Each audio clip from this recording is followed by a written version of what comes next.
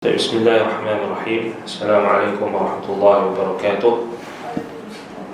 الحمد لله رب العالمين، والصلاة والسلام على أشرف الأنبياء والمرسلين نبينا محمد وعلى آله وأصحابه أجمعين.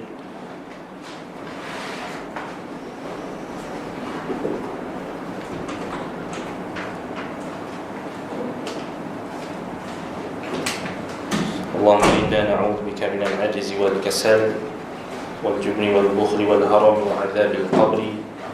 اللهم آت أنفسنا تقواها وزكها أنت خير من زكاها أنت وليها ومولاها. اللهم إنا نعوذ بك من علم لا ينفع، من قلب لا يخشع، من نفس لا تشبع، من دعوة لا يستجاب لها.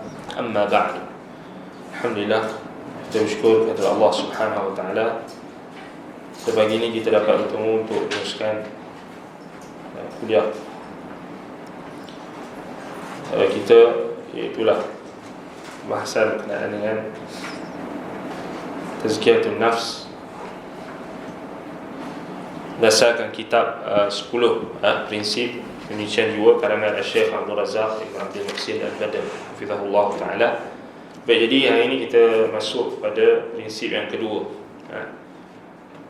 halaman 25, 26. Doa kunci penyucian jiwa. Ad-doa miftahu zakatin nufus. Baik, kata Syekh Abdul Razak hafizahullah,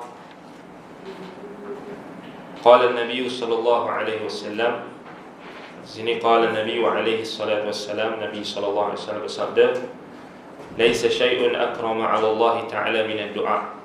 Tiada sesuatu pun yang lebih mulia di sisi Allah Ta'ala berbanding doa. Maknanya doa adalah ibadah yang paling mulia di sisi Allah.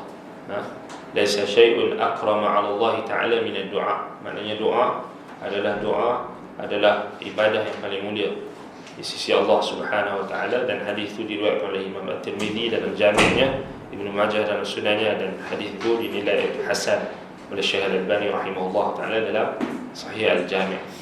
Baik, fa-du'a min afdhalil ibadati 'inda Allah Subhanahu wa ta'ala. Doa merupakan ibadat yang paling utama di sisi Allah Subhanahu wa ta'ala, kerana ia menzahirkan kelemahan, keperluan, kerendahan dan kerapuhan hati yakni hamba tersebut, di samping pengakuan terhadap kekuatan Allah Azza wa Jalla dan kudratnya serta kecukupan dan kebesarannya. Doa berupaya memulihkan perasaan patah hati musuh-musuhnya, apatah lagi para kekasih dan walinya yang terhormat.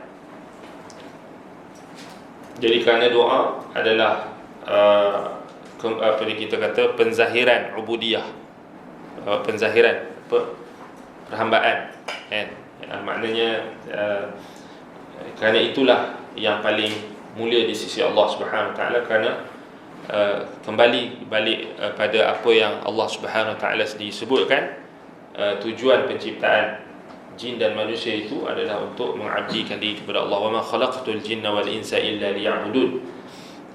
Jadi apa sahaja perkara yang merealisasikan ubudiyah, perhambaan, pengabdian kepada Allah Subhanahu wa taala, maka itu adalah yang paling mulia di sisi Allah Subhanahu wa taala. Bahkan tidak ada sesuatu yang Allah nisbahkan kepada hambanya, kepada rasulnya, kepada kekasihnya yang paling mulia melainkan nisbah hamba, Abdullah. Bila Allah Subhanahu wa taala sebutkan kepada Nabi kita Muhammad sallallahu alaihi wasallam, subhanalladzi asra bi'abdihi lailan minal masjidil haram ila al-masjidil aqsa alladzi barakna hawlahu. Bila Allah Subhanahu wa taala sebutkan hamba kami, hambanya, yakni Maha Suci Allah yang memperjalankan hambanya, yakni Nabi kita Muhammad sallallahu alaihi wasallam.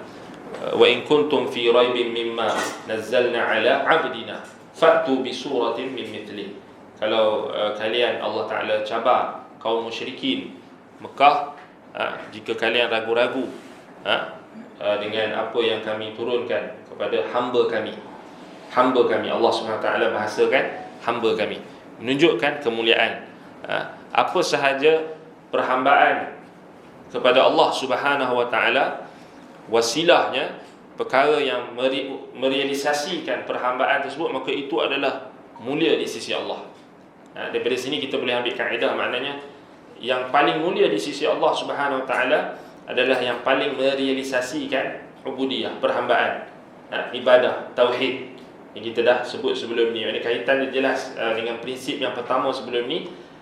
Tauhid adalah asas penyucian jiwa, dan inilah kaitan munasabah yang paling jelas dengan prinsip yang kedua. Ini lanjutan daripada prinsip yang kedua, maknanya Syekh terus masuk membahaskan tentang doa adalah kunci bagi penyucian jiwa. Maknanya kaitannya dengan tauhid dan kaitannya dengan kita katakan ubudiyah, perhambaan. Baik, jadi sebab itulah Syekh letakkan atau membawakan hadis Nabi sallallahu alaihi wasallam yang menyebutkan laisa syai'un akrama 'ala Allah taala minad du'a. Tidak ada sesuatu pun yang lebih mulia di sisi Allah taala berbanding doa. Sebab itu Allah Subhanahu taala sebut juga dalam Al-Quran, inna akramakum 'indallahi atqakum. Sesungguhnya inna akramakum, yang paling mulia dalam kalangan kamu, indallah, di sisi Allah, atqakum, yang paling bertakwa dalam kalangan kamu, yang paling takutkan Allah Subhanahu wa taala. Dalam sebahagian riwayat ulama tafsir sebut atqakum maknanya adalah, antaranya adalah maknanya a'badukum, yang paling menyembah Allah, yang paling merealisasikan perhambaan kepada Allah Subhanahu wa taala dengan menjauhi larangan dan melaksanakan perintah, yang paling bertakwa. Itu juga kita boleh taujih, kita boleh talakan kepada makna hadis. Maknanya kalau kita tengok hadis Nabi sallallahu alaihi wasallam, laisa syai'un akrama Allah taala min ad-du'a. Kita ingat ayat dalam Al-Quran, Allah kata inna akramakum indallahi atqakum. Maknanya hadis penjelas kepada Al-Quran. Maknanya kalau kita faham yang paling mulia dalam kalangan kamu di sisi Allah itu adalah yang paling bertakwa, dan demikian juga yang paling mulia di sisi Allah di dalam kalangan kamu adalah orang yang paling banyak berdoa. Orang yang paling banyak berdoa, orang yang paling banyak bergantung, harapannya bergantung apa di tempat pergantungannya itu hanya ditujukan kepada Allah Subhanahu wa taala. Yang paling banyak mentauhidkan Allah, paling banyak menzahirkan keperluan dan juga hajatnya kepada Allah Subhanahu wa taala. Sebab itu doa adalah ibadat yang paling utama. Baik, walahu atharun 'azimun fi fathi abwabil khair. Kata Syekh lagi, doa membawa pengaruh yang besar dalam membuka segala pintu kebaikan. Sebagaimana kata Syekhul Islam Ibn Taymiyah dalam wasiatnya kepada Abil Qasim Al-Maghribi, ad-du'a miftahu kulli khairin. Doa itu adalah kunci bagi setiap kebaikan. Ad-du'a miftahu kulli khair.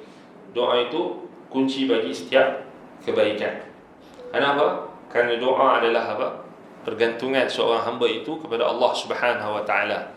Dan Syekh akan jelaskan di sini apa yang dimaksudkan dengan ad-du'a miftah kulli khair. Doa itu adalah kunci bagi setiap kebaikan. فَكُلُّ خَيْرٍ تَرْجُوهُ لِنَفْسِكَ وَتُرِيدُهُ مِنْ خَيْرَاتِ الدُّنْيَا وَالْآخِرَةِ فَاطْلُبْهُ مِنَ اللَّهِ وَالْجَأْ إِلَيْهِ فِي نَيْلِهِ وَتَحْصِيلِهِ. Setiap kebaikan yang engkau harapkan untuk dirimu dan engkau kehendakinya berupa segala kebaikan dunia dan akhirat, maka mintalah kepada Allah dan sandarkanlah dirimu kepadanya untuk mencapai dan meraihnya. وقد وعد الله سبحانه وتعالى من دعاه والتجأ إليه بالإجابة فقال تعالى وقال ربكم ادعوني أستجب لكم.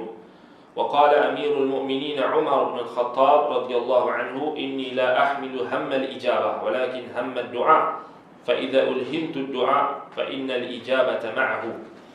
Sesungguhnya Allah Subhanahu wa ta'ala telah berjanji untuk memakbulkan permintaan sesiapa yang berdoa dan bergantung kepadanya. Firman Allah Ta'ala maksudnya, Tuhanmu telah berkata, wa qala rabbukum ud'uni astajib lakum. Berdoalah kepadaku, nescaya akan aku makbulkan doa kalian.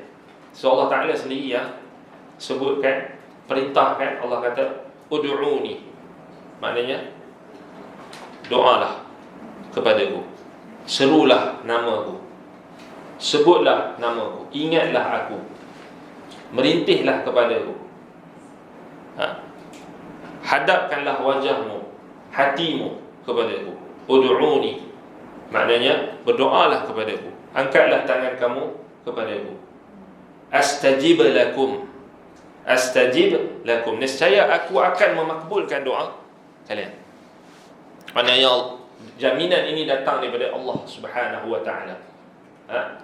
Minta dekat aku akan bagi, aku akan makbulkan.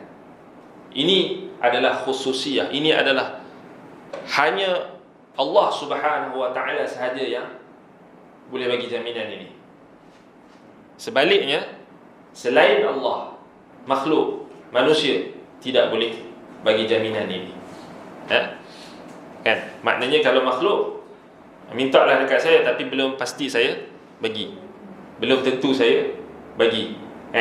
Tapi kalau Allah Subhanahu wa ta'ala, laisa kamithlihi syai' wa huwas sami'ul basir walillahil mathalul a'la, Allah Ta'ala itu tidak seperti makhluk dan baginya perbandingan, perumpamaan yang tertinggi. Lam yalid wa lam yulad wa lam yakul lahu kufuwan ahad, tidak ada yang sebanding dengannya. Dia tidak berhajat kepada makhluk dan dia tidak seperti makhluk. Maka dia kata astajib lakum, ud'uni astajib lakum, mintalah dekat aku, berdoalah kepada aku, nescaya aku akan memakbulkan doa kalian. Baik, kata Amirul Mukminin Umar Ibn Al-Khattab radhiyallahu anhu. Amirul Mukminin adalah gelaran bagi khalifah yang kedua, gelaran yang rasmi yang digunakan oleh, yang pertama sekali yang digunakan dalam sejarah Islam adalah yang digunakan oleh Umar bin Al-Khattab radhiyallahu anhu, Amirul Mukminin. Sebelumnya, iaitu khalifah yang pertama bagi Rasulullah sallallahu alaihi wasallam, Sayyidina Abu Bakar, tidak menggunakan gelaran Amirul Mukminin. Abu Bakar dia digunakan gelaran Khalifatul Rasulillah. Khalifatul Rasulillah. Beliau adalah pengganti, betul-betul pengganti selepas kewafatan Rasulullah sallallahu alaihi wasallam. Jadi gelaran khalifahan, Khalifatul Rasulillah adalah gelaran yang pertama bagi yang digunakan oleh Abu Bakar. Kemudian gelaran Amirul Mukminin yang pertama menggunakan gelaran tersebut adalah Umar bin Al-Khattab radhiyallahu anhu. Kemudian seterusnya Uthman, kemudian seterusnya Ali. Maknanya kemudian sampailah zaman selepas Ali, iaitu Al-Hasan diangkat sekejap, kemudian beliau mengundur diri, memberikan dia khilafah itu kepada Muawiyah bin Abi Sufyan radhiyallahu anhu. Beliau juga menggunakan gelaran Amirul Mukminin, iaitu merujuk pada pemerintahan Bani Umayyah, kemudian Bani Abbasiyah, berterusan penggunaan lafaz Amirul Mukminin ataupun gelaran Amirul Mukminin. Apa maksud Amirul Mukminin? Pemimpin bagi orang beriman.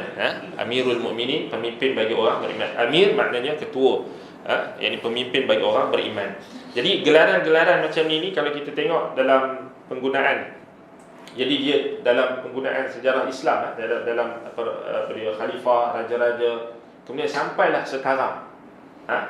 Tak salahnya gelaran Amirul Mukminin ini yang sekarang ni raja yang masih lagi guna Amirul Mukminin ni, kalau tak salah di Morocco, Raja Maghribi. Tapi kalau kat Malaysia kita ni dah lain kan, panjang juga gelaran dia kan. Tapi contoh yang sebelum ni As-Sultan Abdullah kan, As-Sultan kan, dia guna gelaran As-Sultan. Tapi kebiasaannya Sultan lah. Macam sekarang yang di Tuan Agung yang kita yang baru, hafizahullah, semoga Allah memeliharanya, Allah memberikan taufik, petunjuk kepada raja kita, Sultan Ibrahim kan, Sultan. Yang sebelum ni Sultan Abdullah. Tapi dia ada kan gelaran-gelaran dia, gelaran yang panjang kan, agak panjang. Jadi Al-Muktafi Billah, Al-Muktafi Billah, kemudian Al-Mutawakkil Billah kan. Itu sebenarnya dia lanjutan daripada kalau kita tengok balik selepas zaman Bani Abbasiyah, ataupun zaman Bani Abbasiyah tu dia banyak guna gelaran tu. Jadi kalau kita tengok sekarang ni sultan-sultan di tanah Melayu, khususnya di Malaysia, banyak yang guna istilah-istilah tersebut Al-Mu'iz ataupun Al-Muhibbuddin, Muhibbul Lillah ataupun Muhibbuddin ataupun Muhyiddin, ataupun digunakan istilah-istilah Al-Muktafi Billah kan. Kalau dekat Pahang rasanya paling banyak guna Al-Muktafi, Al-Mutawakkil Billah. Yang sebelum-sebelumnya kalau kita tengok nama-nama sultan tu, sebenarnya dia banyak ambil daripada khalifah-khalifah Bani Abbasiyah. Penggunaan lafaz-lafaz tu, penggunaan nama-nama tu, itu kan.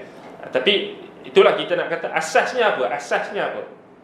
Sebenarnya nama-nama tu dia sebenarnya diletakkan sebagai, yang pertama sekali adalah satu bentuk doa. Sebenarnya. Sebab itu dia letakkan itu mimbar, antaranya adalah untuk memberikan satu sebutan yang baik. Sebutan yang baik adalah satu bentuk daripada doa. So, maknanya daripada satu sudut mereka kita gelaran-gelaran itu diberikan adalah untuk memanggil sultan itu sudah sedia maklum namanya baik, tetapi diberikan gelaran-gelaran itu mimbar untuk mengharapkan kebaikan yang ada pada nama atau gelaran tersebut. Jadi asasnya kalau kita kata apa asasnya gelaran-gelaran yang panjang tu kan, maknanya asasnya balik pada ni lah. Asalnya balik pada selepas Nabi SAW wafat, maknanya digunakan gelaran untuk membezakan antara satu khalifah dengan khalifah yang datang berikutnya. Contoh macam Sayyidina Abu Bakar, memang gelaran dia paling ringkas lah, Khalifatul Rasulillah kan. Kemudian Umar Amirul Mukminin, Uthman pun Amirul Mukminin, Ali pun masih gelar kan Amirul Mukminin. Sampailah berterusan, tetapi bila zaman semakin ramai khalifah-khalifah ini, kita tak nafikan maknanya gelaran-gelaran tu makin panjang. Makin panjang. Mungkin disebabkan oleh satu yang paling ketara sekali, kerana semakin ramai khalifah semakin banyak nama kan. Orang Arab satu lagi dia suka letak nama sama je, ulang-ulang. Faham? Nama datuk dia, nama anak dia, nama cucu dia, nama datuk dia. Lepas tu pusing balik nama bapak dia balik. So pusing anak dia, nama datuk dia balik. Pusing. Jadi untuk membezakan kan. So jadi membezakan. Okey, kalau nama Abdullah, jadi ni Abdullah yang mana satu ni? So Abdullah 1, Abdullah 2 contoh. Tapi daripada nak letak Abdullah 1, Abdullah 2 tu, mereka letak kadang-kadang mereka letakkan, pisahkan dengan kunyah ataupun gelaran seperti Abu. Contoh Abu sekian. Tapi kebanyakan yang datang kemudian ni mereka akan letak bukan depan. Dia tak letak kunyah, tapi dia letak belakang. Itu apa, dari sudut sejarah lah. Nama-nama tu jadi panjang tu sebab itu. Baik, tapi yang kita sebutkan Amirul Mukminin ini memang yang first yang menggunakan gelaran ini adalah Sayyidina Umar bin Al-Khattab radhiyallahu anhu. Baik, apa kata beliau? Amirul Mukminin Umar bin Al-Khattab radhiyallahu anhu, beliau kata, inni la ahmilu hammal ijabah. Baik, urusan termakbulnya doa bukanlah keutamaanku. Faham? Walakin hammad doa, tetapi yang aku sangat titik beratkan adalah keinginanku untuk terus berdoa. Fa idza ulhimtu ad-du'a fa innal ijabata ma'ahu. Kerana apabila aku diilhamkan untuk terus berdoa, sesungguhnya kemakbulan doa akan datang bersamanya. So kat sini ada 3 perkara. Perkataan Umar ni kita nak faham ada 3 bahagian. Okey, yang pertama Umar kata, inni la ahmilu hammal ijabah. Maksudnya aku tak kisah sangat tentang urusan termakbulkan doa. Faham? Dia kata urusan termakbulnya doa bukanlah keutamaanku. Itu maksud dia, inni la ahmilu hammal ijabah. Kalau bahasa kita mudah, aku tak kisah sangat doa aku termakbul atau tak. Walakin hammad doa, ini yang kedua, ni bahagian kedua. Tetapi yang aku sangat titik beratkan adalah keinginanku untuk terus berdoa. Yang ni yang aku sangat titik beratkan. Ini yang kedua. Yang ketiga, Bahagian ketiga, kata beliau, fa idza ulhimtu du'a fa innal ijabata ma'ahu.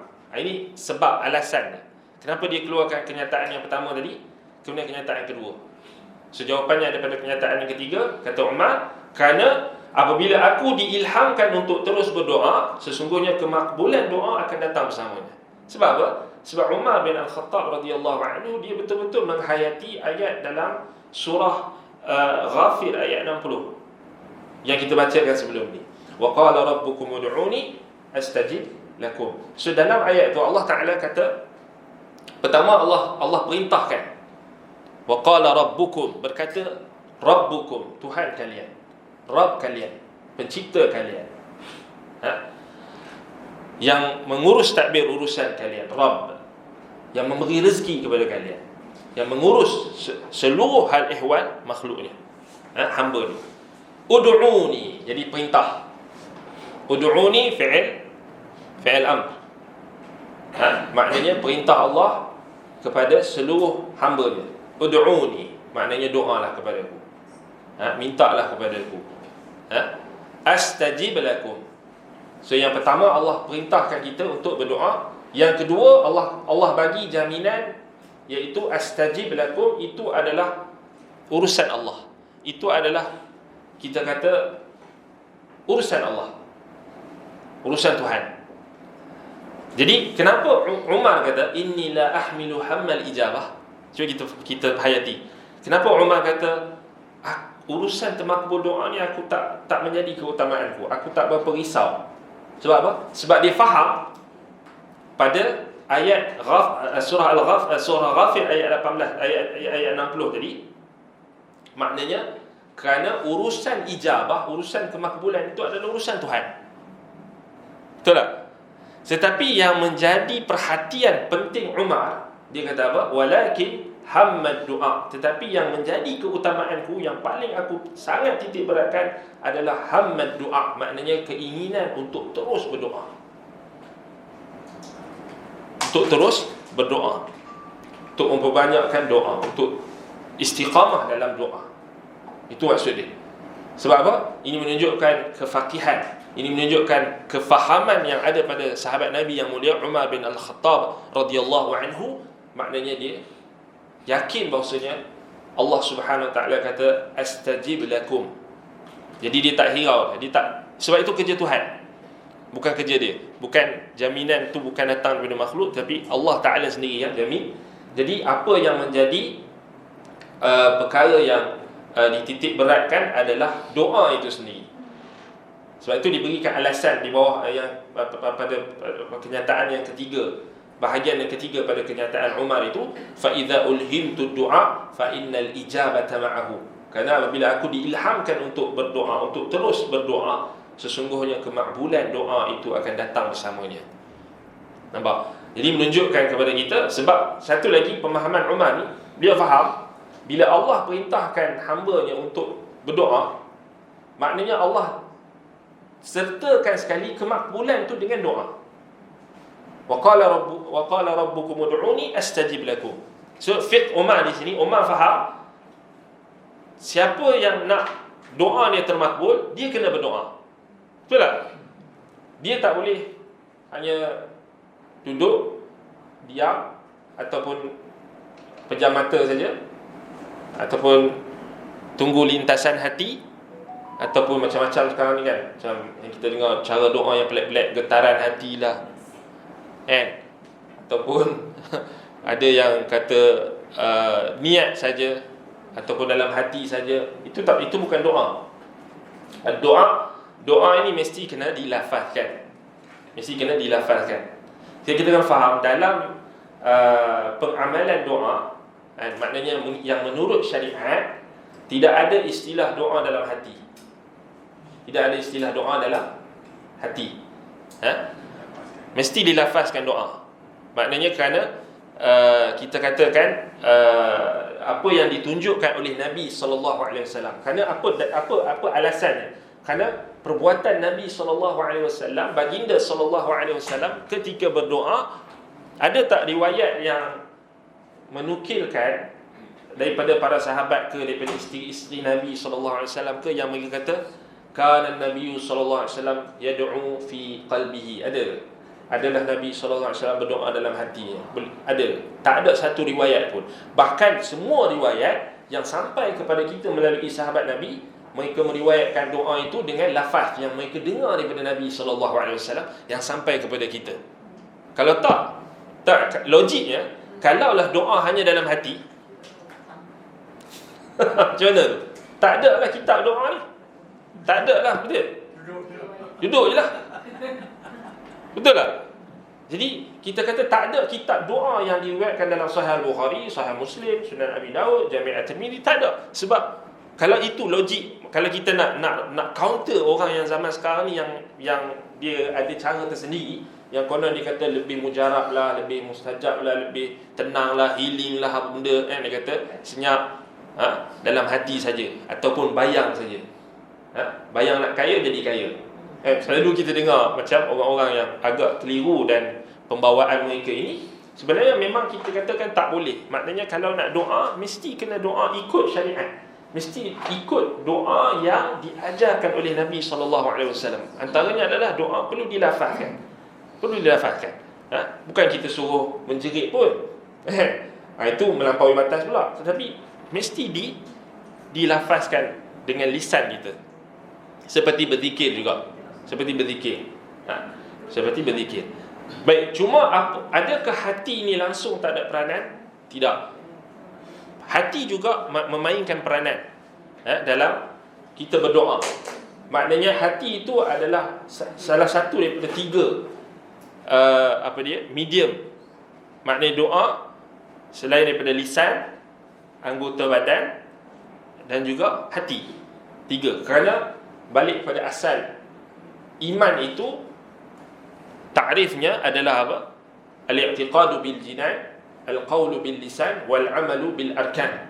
Kerana iman itu terdiri daripada 3 komponen penting, iaitu hati, i'tiqad bil jinan, maknanya keyakinan dalam hati, wal qawlu bil lisan, perkataan dengan lisan, kita melafazkan, wal amalu bil arkan, dan diamalkan dengan anggota badan.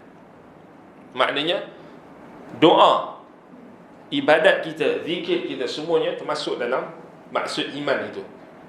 Maknanya mesti kena 3 komponen penting itu. Maknanya lisan, hati, lisan dan juga anggota badan. Baik, itu maksud perkataan Amirul Mukminin Umar bin Al-Khattab radhiyallahu anhu.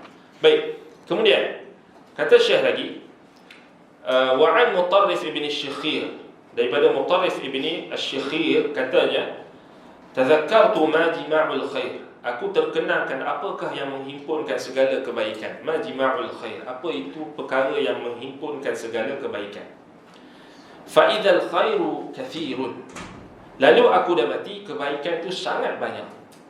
Jadi dia fikir, Mutarrif ibn Syikhir ni satu hari dia berfikir, dia tengah berfikir apakah yang menghimpunkan seluruh kebaikan.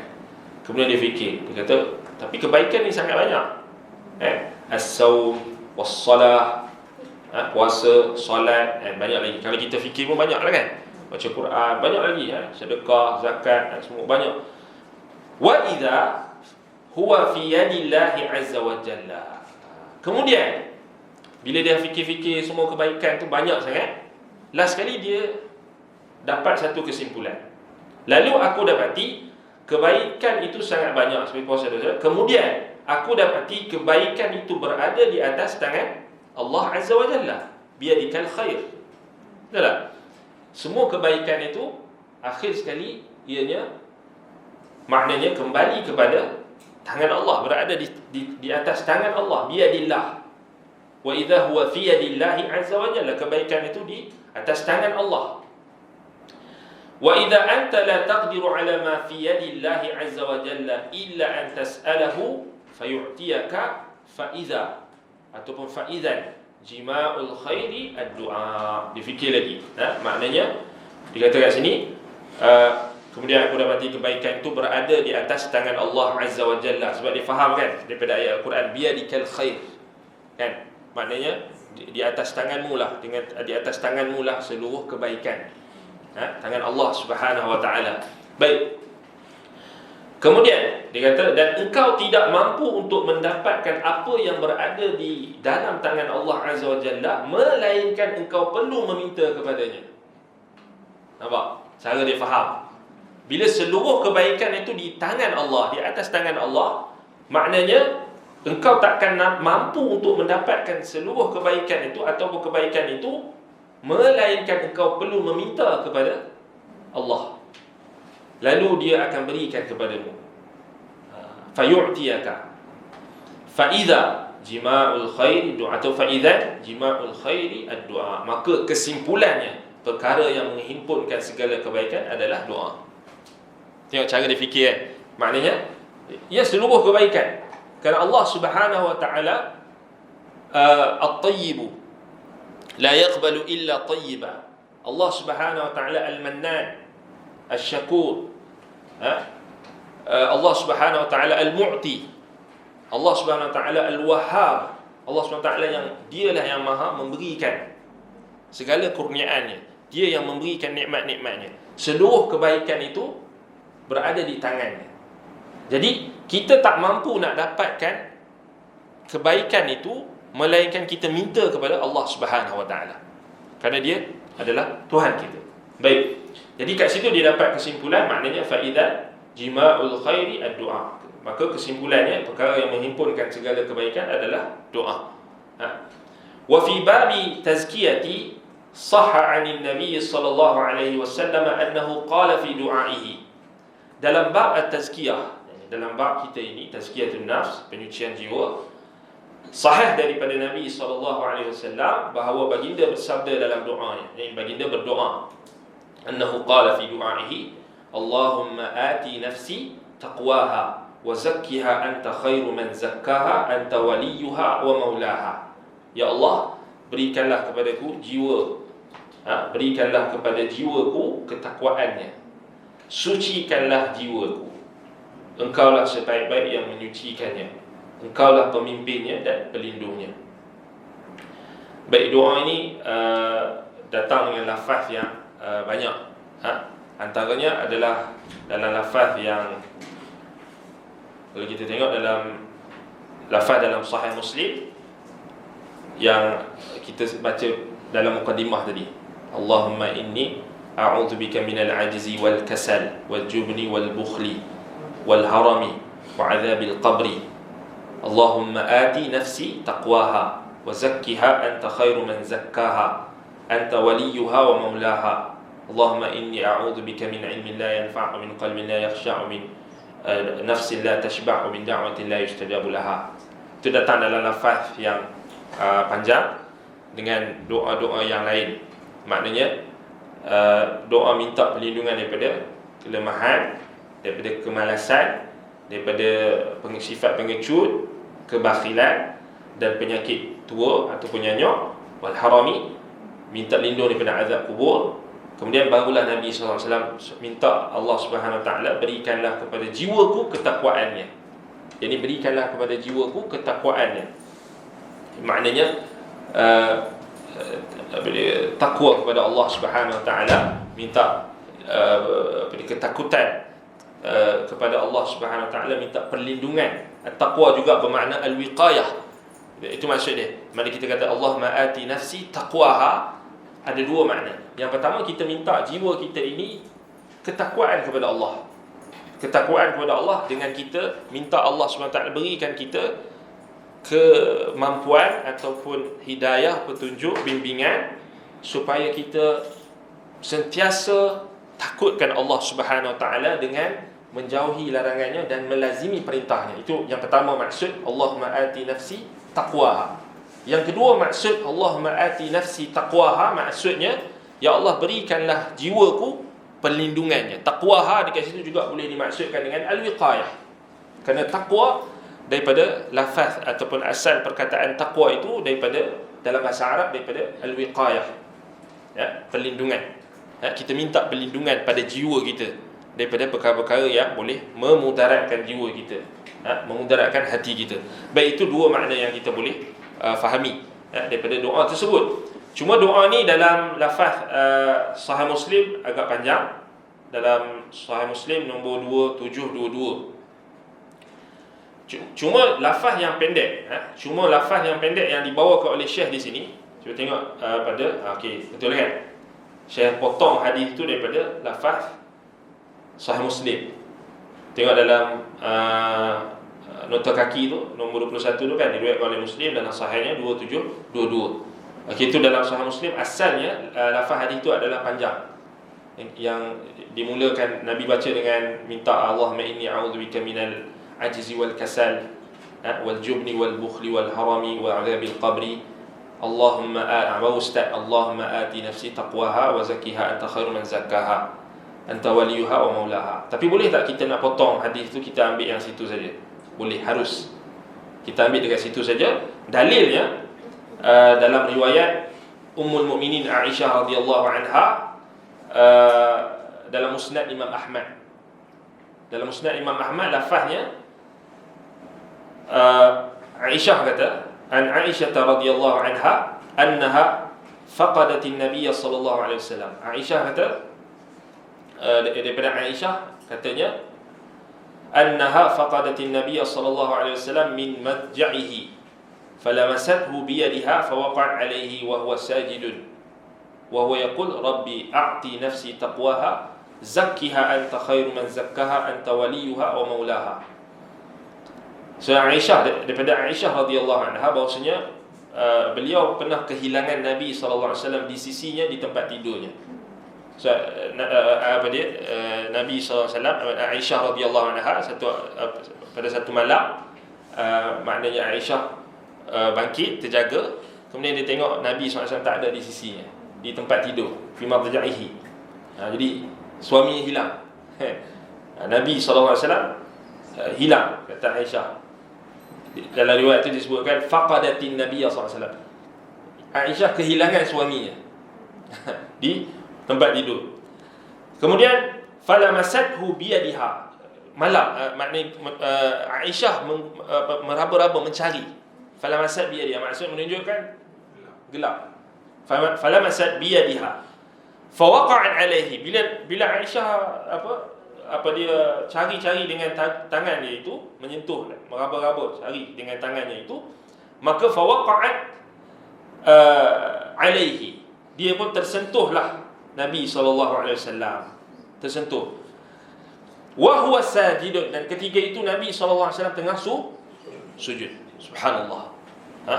Itu Nabi kita sallallahu alaihi wasallam. Wa huwa sajidun wa huwa yaqul, dan ketika itu Nabi sallallahu alaihi wasallam sedang berdoa dalam sujud baginda, Rabbi a'ti nafsi taqwaha zakkiha anta khairu man zakkaha anta waliyuha wa maulaha. Wahai Tuhanku, berikanlah jiwaku, berikanlah kepada jiwaku ketakwaannya, sucikanlah jiwaku, engkaulah pemimpinnya dan pelindungnya.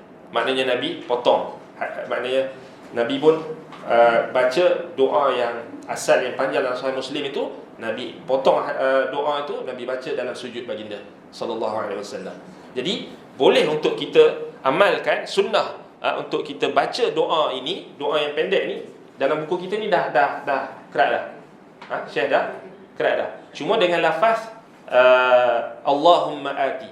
Tapi dalam lafaz dalam Musnad Imam Ahmad, hadis Aisyah itu, Nabi Aisyah riwayatkan Nabi sebut Rabbi a'ti.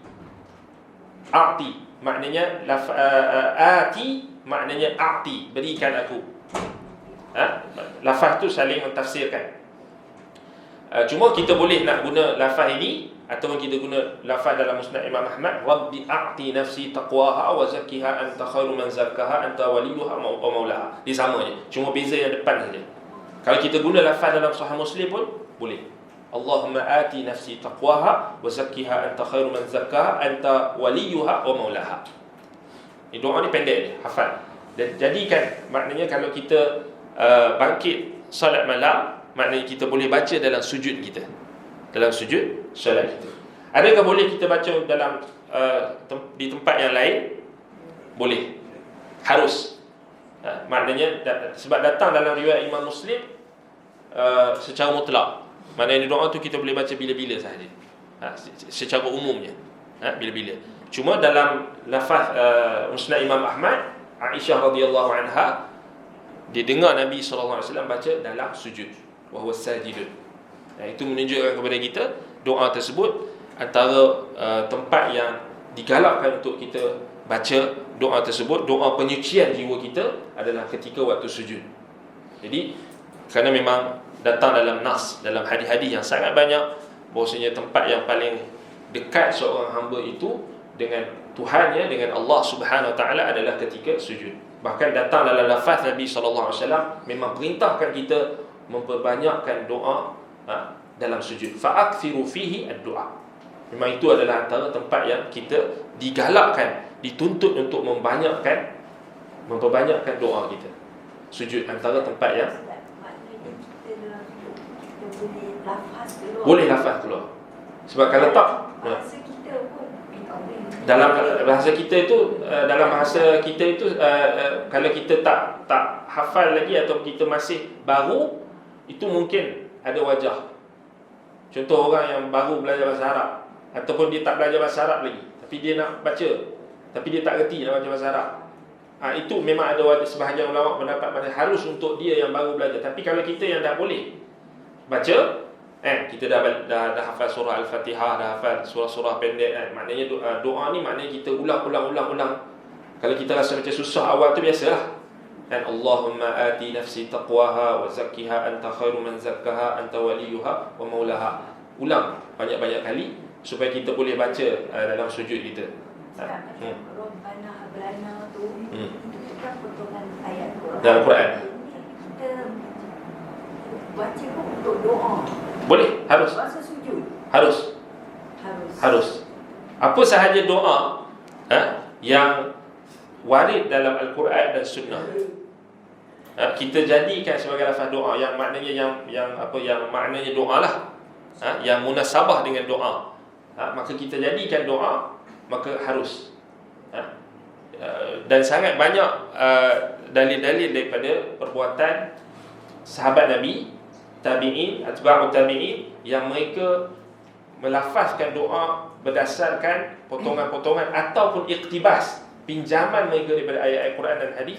Mereka ambil lafaz-lafaz daripada Quran dan hadis, kemudian mereka jadikan doa mereka sendiri. Ada. Itu sangat banyak. Kalau kita boleh rujuk dalam kitab-kitab, contoh macam Musannaf Ibn Abi Shaybah, Musannaf Abdul Razzaq, kitab-kitab Ad-Du'a oleh Imam At-Tabarani, Amalul Yawm wal Lailah oleh Ibn Sunni, Amalul Yawm wal Lailah oleh An-Nasa'i. Kemudian kitab yang menghimpunkan doa-doa yang diriwayatkan daripada tabi'in, atba'ut tabi'in. Kebanyakannya kalau kita tengok, mereka mengambil doa-doa daripada Al-Quran dan Sunnah, hadis. Dan pemahaman mereka terhadap doa-doa tersebut menyebabkan mereka mampu untuk menyusun doa yang tak lari daripada makna Quran dan Sunnah. Itu sangat banyak. Macam kalau kita buka dalam kitab Al-Wabilus Sayyib oleh Imam Ibn Al-Qayyim rahimahullah ta'ala, kita akan jumpa Imam Ibn Al-Qayyim akan bawa lafaz-lafaz doa daripada tabi'in, daripada atba'ut tabi'in, maknanya mereka yang belajar daripada sahabat Nabi. Kemudian ada doa daripada sahabat Nabi, contoh doa daripada Ibn Abbas radhiyallahu anhuma. Yang doa tu kita memang tak jumpa lah doa tu Nabi SAW sebut, tetapi doa itu diungkapkan oleh sahabat Nabi. Tapi bila kita lihat ungkapan doa yang datang daripada sahabat ni, dia sangat dekat dengan Quran dan Sunnah. Lafaz dia, makna dia takkan lari daripada Quran dan Sunnah. Sebab itu ini juga antara perkara penting yang kita perlu fahami. Dalam berdoa, dalam kita nak melazimi doa-doa yang sahih, pastikan doa-doa yang kita ungkapkan itu sandarannya itu ada daripada Al-Quran dan Sunnah. Kemudian mesti Quran dan Sunnah, kemudian daripada sahabat Nabi, kemudian daripada tabi'in, atba'ut tabi'in. Adapun kita sendiri cuba untuk buat doa itu, kalau kita sudah mampu untuk istiqra' ataupun kita dah rujuk ayat-ayat Quran, dalil-dalil daripada Quran, doa-doa dalam Quran, dalam hadis-hadis Nabi SAW, kemudian kita ambil doa-doa itu dengan kita kata lafaz yang mungkin kita olah dengan lafaz kita sendiri. Kalau kita mampu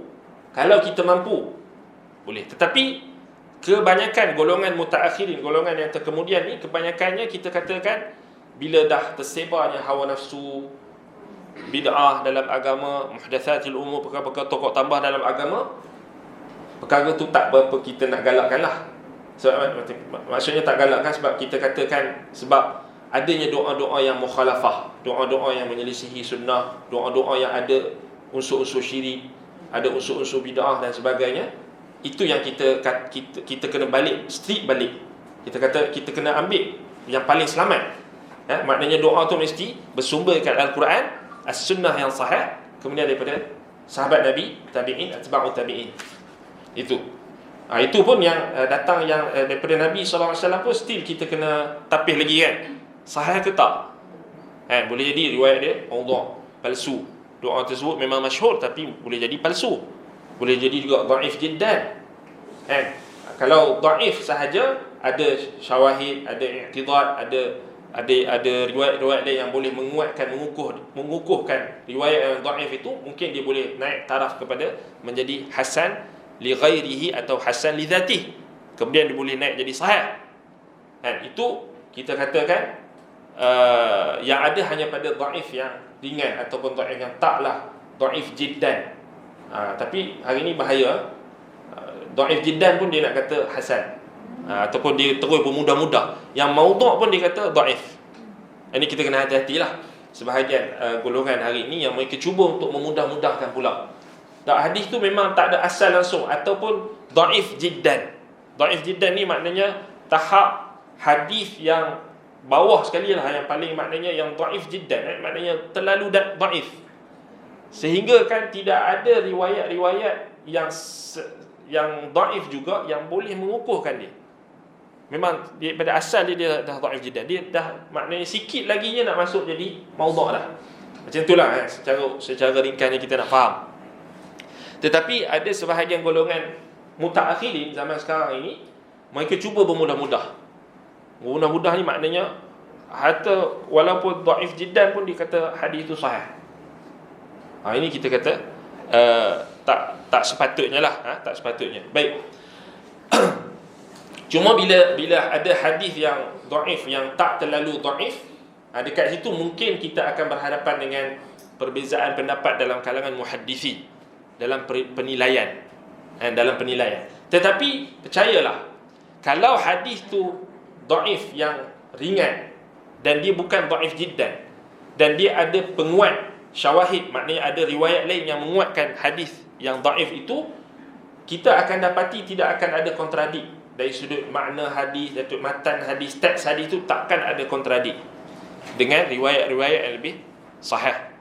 Dekat situ pentingnya ilmu kita kata jam'ur riwayah, menghimpunkan riwayat-riwayat. Sebab kebanyakan yang berlaku kalau kita tengok hari ni, yang banyak aplikasi-aplikasi yang dibangunkan, alhamdulillah bagus. Kalau kita tengok di Timur Tengah memang paling banyak sekali aplikasi yang digunakan untuk mencari hadis dalam bahasa Arab, sangat banyak, dan berkualiti tinggi dan sangat membantu. Contoh aplikasi yang dibangunkan oleh laman web Durar As-Saniyah yang di bawah penyeliaan Syekh Alwi Abdul Qadir As-Saqaf hafizahullah. Kemudian Maktabah Syamilah, kemudian banyaklah software-software yang ada yang maksud kita boleh membantu kita untuk membuat pencarian hadis. Dalam bahasa Melayu ada beberapa, semakhadis.com kalau tak salah. Tetapi itu pun ada tak berapa dia kalau untuk pencarian awal itu mungkin okey, tapi nak membuat kesimpulan, kalau kita contoh kan, kalau kita buka semakhadis.com, kita boleh cari hadis, status dia. Baik, untuk carian awal itu mungkin membantu. Tetapi untuk membuat kesimpulan terus, maknanya satu hadis kalau kita tengok kat situ dia tulis hadis, status hadis lemah ataupun dhaif. Kalau kita nak ambil satu hadis itu terus kita nak hukum dia terus dhaif, itu tak boleh. Sebab hadis ni banyak turuk, banyak periwayatan, banyak kita kata jalur periwayatan dia tu. Maknanya sebab sahabat Nabi ramai, tabi'in pun ramai, atba' tabi'in, murid-murid mereka pun ramai. So, yang meriwayatkan daripada seorang sahabat daripada sahabat ni banyak anak murid. Jadi kita tak boleh ambil satu riwayat itu kemudian kita hukum satu riwayat itu base pada satu jalur. Contoh kita nak mudah faham. Asatizah yang mengajar di Yayasan Taklim ni, paling kurang ada berapa orang yang dengar, audiens yang dengar. Kalau macam kelas kita ni tak ramai sangat, biasa saja kan, sikit saja, fine. Jadi kita ada banyak yang akan meriwayatkan, akan sampaikan balik. Baik, dia bila orang yang sampaikan balik tu, dia ada level yang pelbagai. Ada yang tak berapa ingat, ada yang tidur, tak ada kan? Tidur tak ada. Ada yang tidur, tapi dia tidur dia boleh dia dengar. Ada dulu ingat dekat kami mengaji Madinah dulu, ada seorang student ni, dia masuk kelas dia tidur. Tapi bila Syekh tanya dia boleh jawab semua. Kan? Jadi kita pun macam dengki dia ni dah lah tidur. Kita pun nak tidur tapi tak boleh. Tak boleh nak tiru dia kan. Dia duduk depan tu, dia tidur. Kita pun tak tahu dia tidur ke, dia pejam mata ke, dia dengar kan. Tapi dia boleh jawab. Dia boleh jawab kan. Sampai Syekh memang kadang-kadang melawak lah, kata tengok dia ni tidur je boleh jawab kan. Sampai macam tu sekali kan. Tapi memanglah mungkin disebabkan oleh ni lah, kita kata perbezaan dhabit, maknanya ingatan, hafalan kan. Jadi kalau daripada satu dewan kuliah kan, contoh ada katakan 50 orang. 50 orang tu tak sama dhabit dia. Kan, tak sama dhabit dia. Orang ni ada yang tak ingat, kemudian dia dengar macam tu saja. Ada yang dia ingat ataupun dia punya ingatan dia agak kurang, itu panggil dhabit. Dhabit ni maknanya ingatan. Ada juga yang catat. Ada yang catat tapi catatan dia tu ada kekurangan. Dia tak, contohnya macam ustaz tu terlampau laju kan. Dia tak sempat nak catat. Terlampau laju. Tapi ada yang dia catat laju. Speed penyampaian ustaz tu dengan catatan dia sama. So dia boleh dia boleh pair kan. Dia boleh, kita kata synchronize kan. Maknanya antara kepantasan guru yang menyampaikan dengan catatan itu sama laju. So yang tu dhabit dia kuat. So itu dhabit dipanggil dhabit kitabah. Penulisan dia laju. Ini pun kita dulu pun tak macam tu. Tak macam tu, lambat juga, slow juga. Last kali kita kena refer pada kawan yang dicatat laju juga. Kita pinjam nota dia. Betul tak? Kita pinjam nota dia. Sebab apa? Sebab perbezaan. Kita kata tahap ingatan, dhabit, tahap kita kata dhabit tulisan, hafalan, ingatan, itu semua memberikan peranan ataupun pengaruh dalam penyampaian konten ataupun penyampaian ilmu tu. Tapi kita alhamdulillah sekarang ni tak perlu dah, kita ada recording. Siapa pun tak boleh kita kata tak. Kita boleh refer pada YT punya recording, audio ke, video ke. So kita tengok balik, check balik kan. Check balik. Okey, kita lajukan, kita cepatkan, tengok balik, dengar balik di minit sini sekian, ulang balik. Contoh untuk murajaah, untuk kita buat ulang kaji. Itu ini adalah nikmat Allah Subhanahu Wa Taala. Sekarang ni recording adalah apa kita kata antara nikmat yang kita wajib syukuri. Kerana kalau tak ada recording ni maknanya mungkin kita akan banyak terlepas. Dan mungkin juga macam tadi tak semua orang boleh catat laju, tak boleh juga nak ingat semua yang maklumat yang disampaikan dalam satu kuliah ataupun dalam satu sesi majlis ilmu. Jadi contohnya kita bagi tadi, katakan ada seorang individu dia tanya apa yang ustaz ceritakan tadi dalam kuliah Tazkiyatun Nafs pagi ni, contoh. Kalau dia tanya orang yang ingat satu persatu apa yang dikatakan, alhamdulillah, dia akan dapat maklumat yang tepat 100%. Tapi kalau dia jumpa orang yang contoh tidur tadi, tidur yang bukan yang tidur ingat tadi, tidur yang lupa, dia keluar tak tahu kan, tak ingat lah. Selalu berlaku kat khutbah Jumaat. Kan?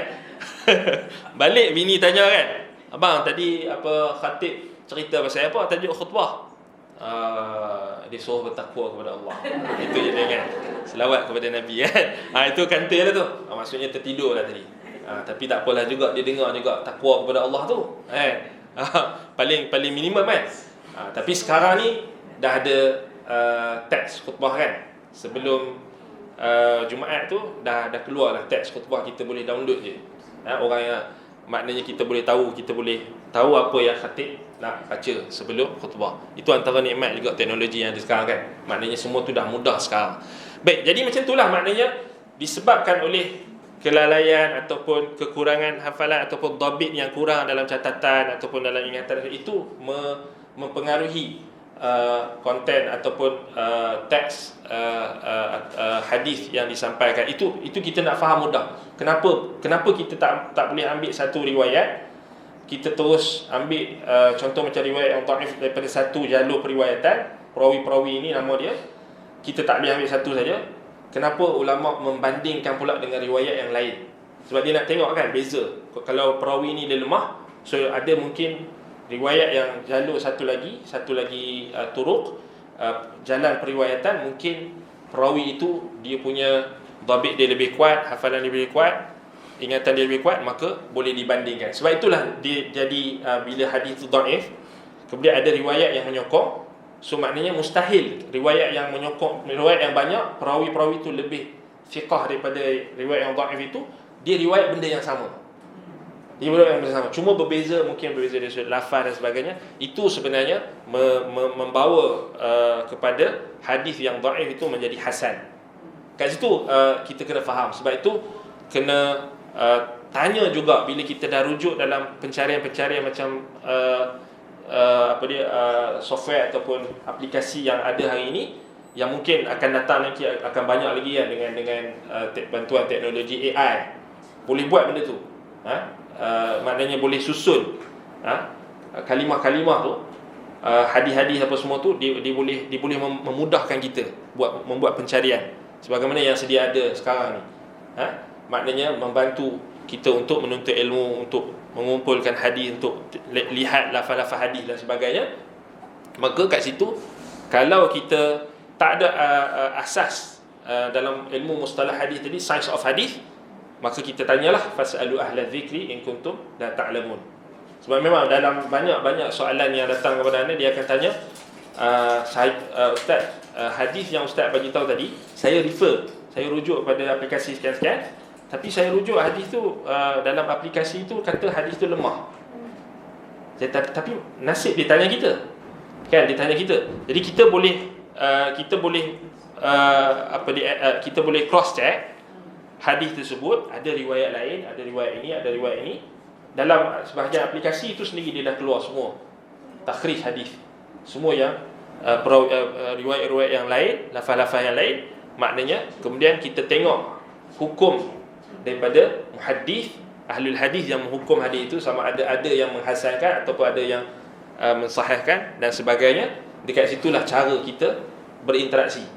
Maknanya tak semata-mata kita terus ambil hadis tu, kita kata saya baca satu penilaian ni dia dhaif, tetapi kita kena tanya balik, double check.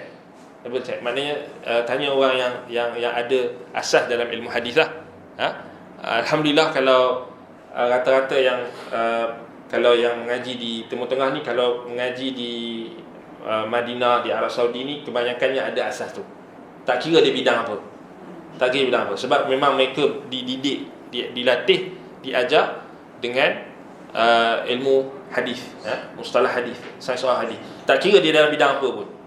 Sebab tu kalau kita mengaji dengan, contoh dengan Ustaz Uzair, tanya dia hadis, dia boleh jawab, insya-Allah.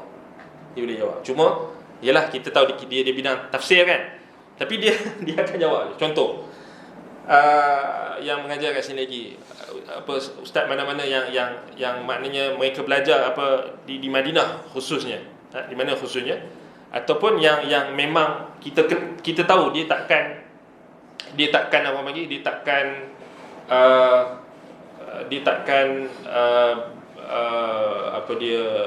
bermudah-mudah dengan status hadis. So paling kurang dia akan cerita tentang status hadis tu, seperti yang kita sedia maklum. Yang kita dah belajar dengan asatizah kita, itulah standard dia. Kan standard dia akan bagi tahu hadis tu, dia kalau dia tulis pun dia akan bagi tahu hadis tu sahih ke tak. Kalau hasan dia akan sebut hasan. Betul tak? Kalau dah dalam sahih Bukhari dan Muslim tu dia takkan sebut dah lah. Sebab dah tu confirm sahih Bukhari dan Muslim kan. Tapi kalau macam Abu Dawud, At-Tirmizi, An-Nasai, Ibnu Majah, dia akan still letak.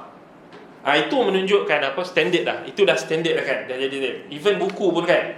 Buku pun kita dah biasa dengan standard dia.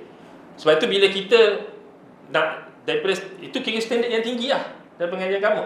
Sebab itu bila kita nak jatuh balik standard kita tu kan, jadi macam agak pelik.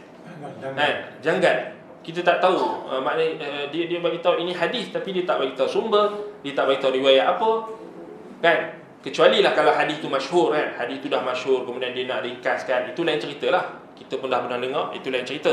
Tapi kalau dalam apa kita kata dalam nak menyampaikan hadis itu, mesti kita kata ikut disiplin dia.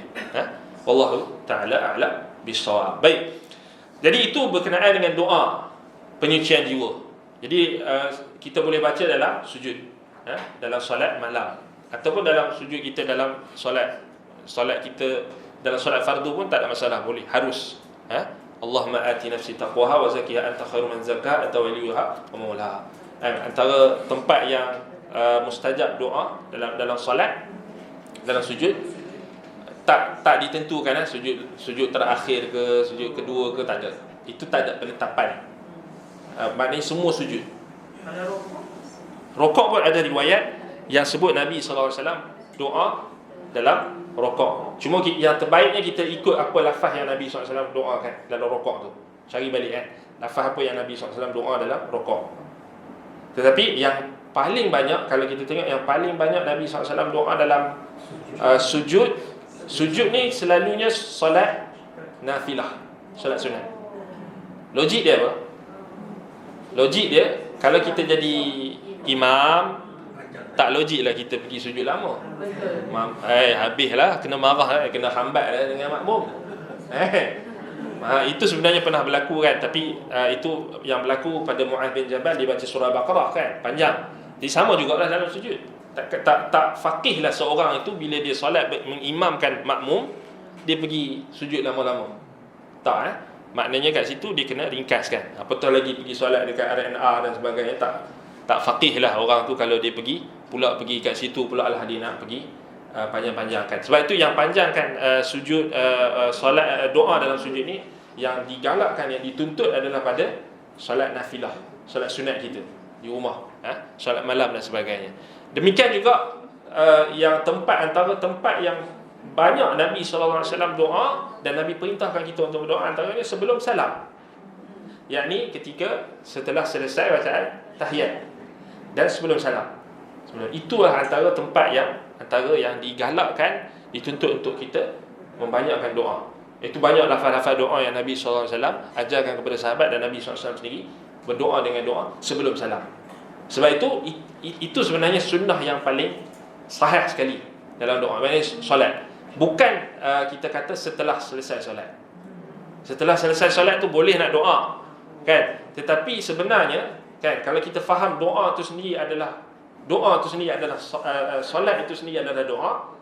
Daripada awal, lepas takbir kita baca doa istiftah, kemudian kita baca surah Al-Fatihah, dah ada doa. Kemudian ketika kita rokok ada doa dia, kemudian ketika sujud ada doa, kemudian sebelum salam diakhiri dengan doa. Kan? Sebab itu tak betul bila kita kata orang yang dia bangkit setelah solat tu dia tak doa, kita kata dia tak doa. Salah. Kan banyak orang yang dia salah faham kan, ataupun dia kata apa ni, sombong tak doa. Dia tengok orang tu solat kat masjid, lepas solat orang tu bangkit. Dia kata, ni ni puak-puak.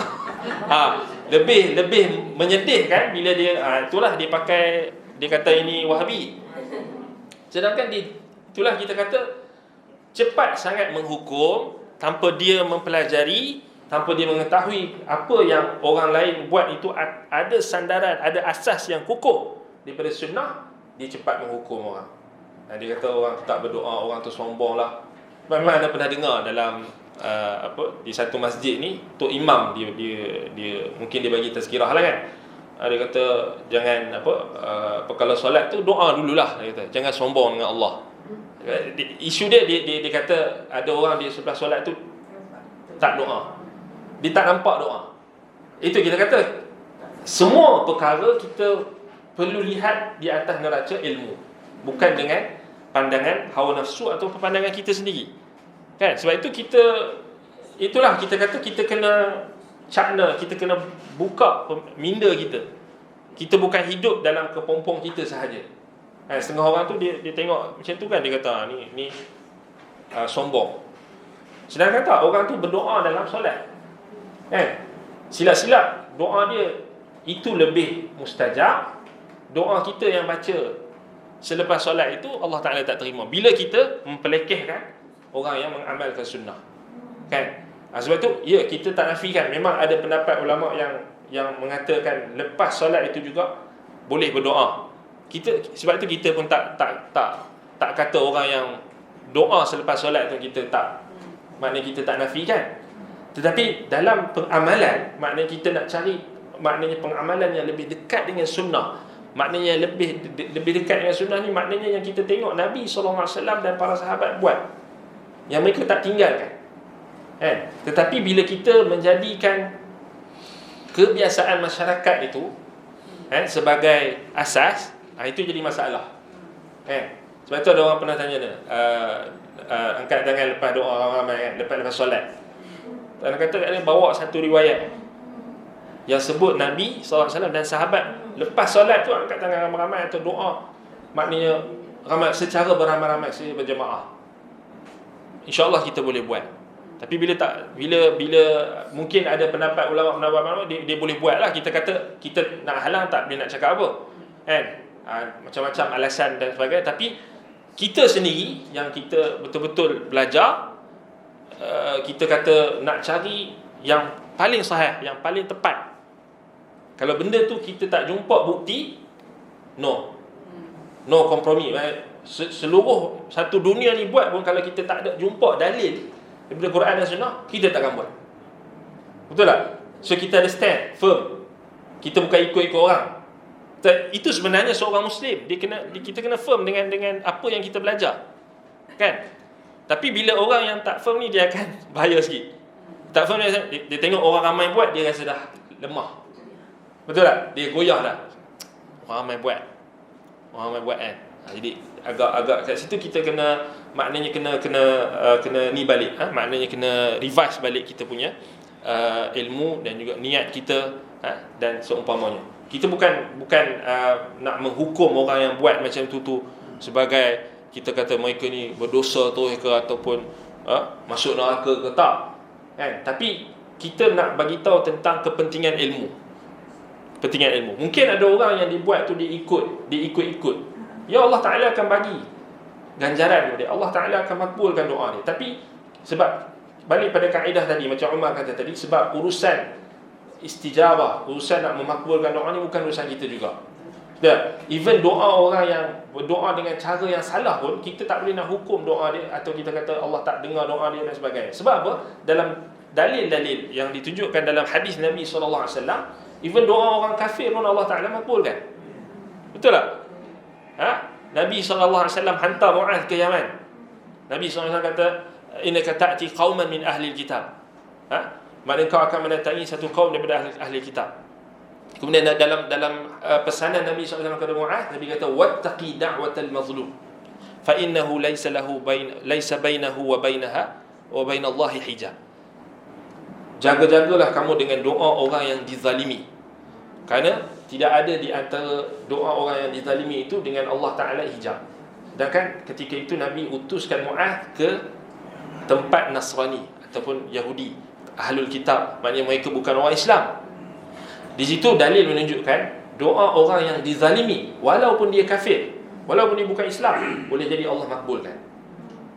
Kalau itu orang bukan Islam, orang Islam, lagilah Allah SWT maknanya boleh makbulkan. Sebab itu yang menjadi yang menjadi perhatian kita adalah sejauh mana doa kita itu menepati syariat. Itu saja. Macam yang Umar kata tadi, macam perkataan Umar tadi, walakin hammad doa. Yang menjadi perhatian aku adalah adakah aku berdoa atau tak. Aku berdoa dengan maknanya dengan apa, mengikut syariat, dengan mengikut adab-adab doa dan sebagainya yang dibahaskan oleh para ulama. Jadi kita bukan nak bincang tentang perbezaan pendapat dan sebagainya ni, panjang sangat. Tapi kita yang paling ringkas sekali, yang penting kita tanya diri kita, aku buat ni base pada ilmu atau tak. Bukan kerana semata-mata tengok orang buat. Kalau nak tengok orang buat ni macam-macam sangat.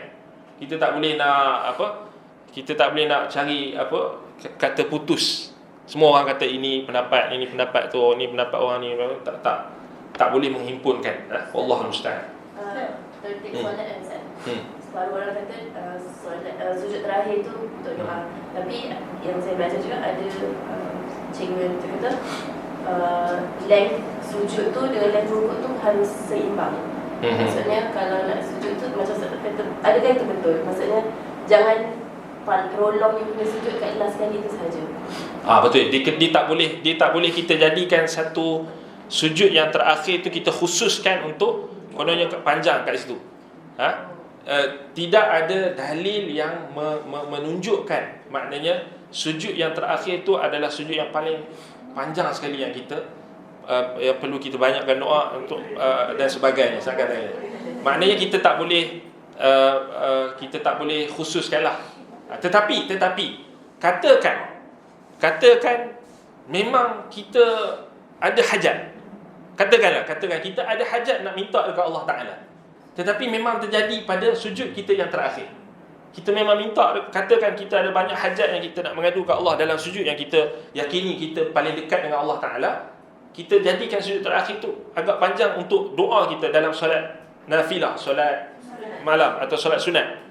Maka dia harus dikembali kepada hajat seorang hamba tu. Tetapi kita nak kata semua orang kena buat macam ni, tak boleh lah.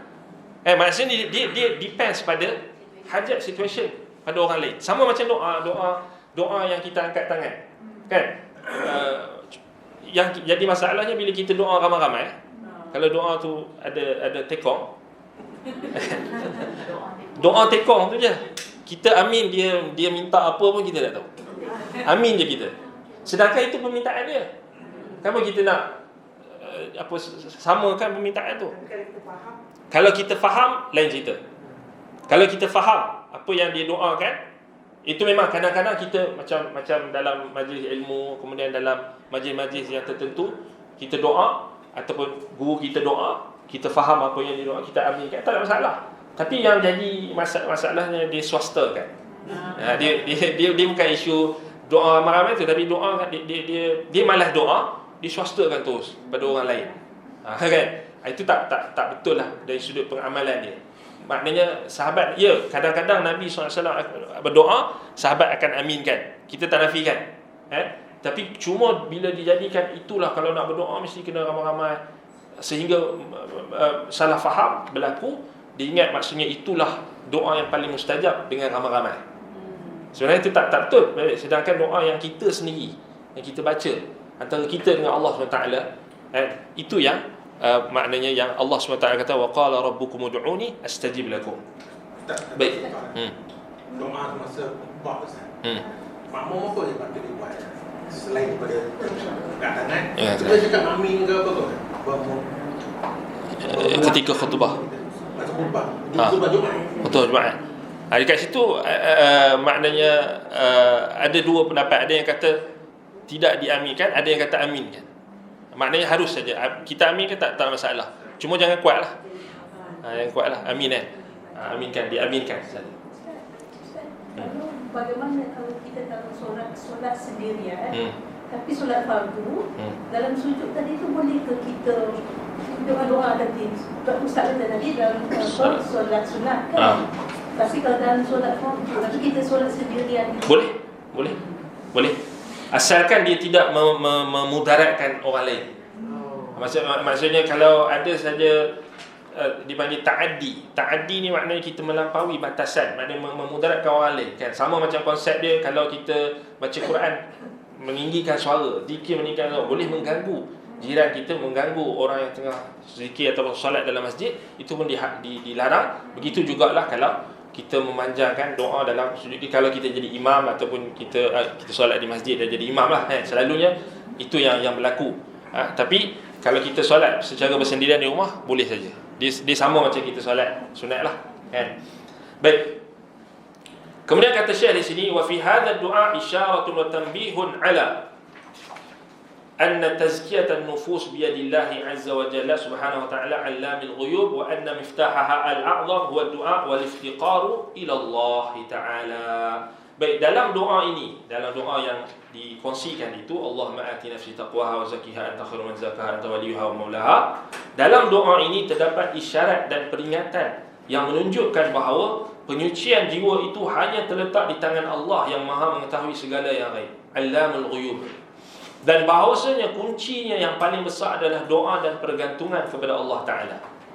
Walihada kana aktsaru du'a'i Nabi sallallahu alaihi wasallam ya muqallibal qulub tsabbit qalbi ala dinik. Dengan sebab itulah doa yang paling banyak diungkapkan oleh Nabi sallallahu alaihi wasallam adalah ya muqallibal qulub tsabbit qalbi ala dinik. Wahai Tuhan yang membolak-balikkan hati, tetapkanlah hatiku di atas agamamu.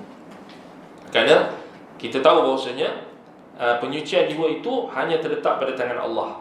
Sebagaimana hati kita itu tempat wadah, maknanya tempat kita kata tumpuan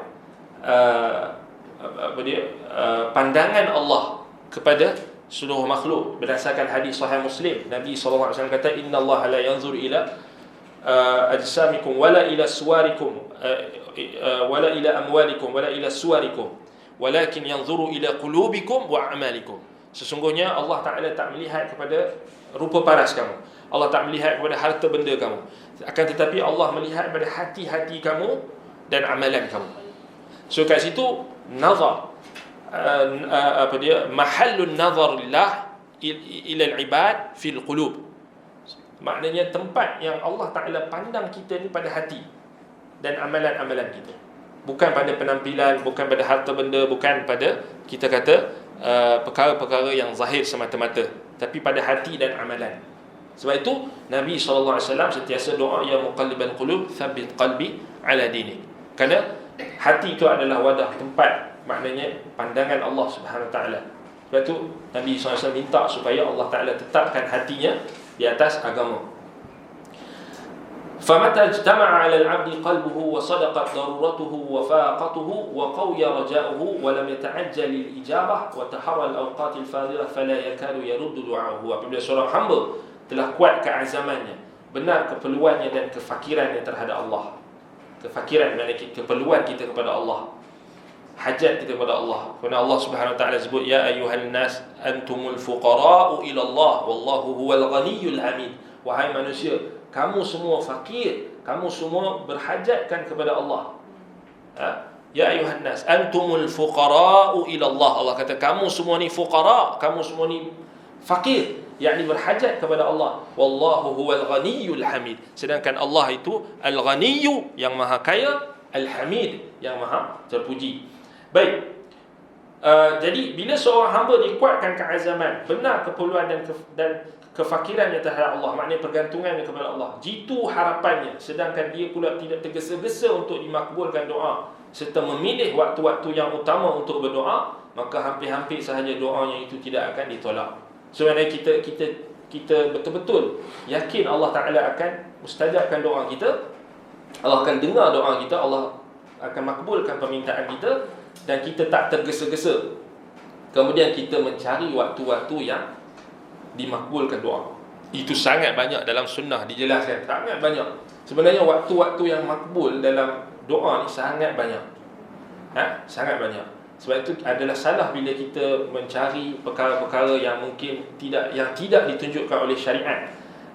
Untuk kita beranggapan bahawasanya makbul doa pada waktu-waktu yang tidak ada sandaran atau tidak ada dalil daripada sunnah daripada Nabi SAW, maka itu kita elakkan.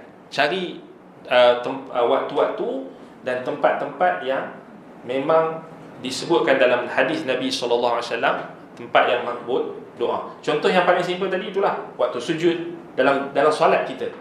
So dia tak perlukan kepada kos yang banyak. Betul tak? Tak perlu setiap kali nak doa pergi Mekah. Pergi Madinah kan, ataupun pergi nak kena Masjid Aqsa kan, ataupun nak kena bayar dulu ongkosnya. Tak ada, di rumah kita, di mana-mana.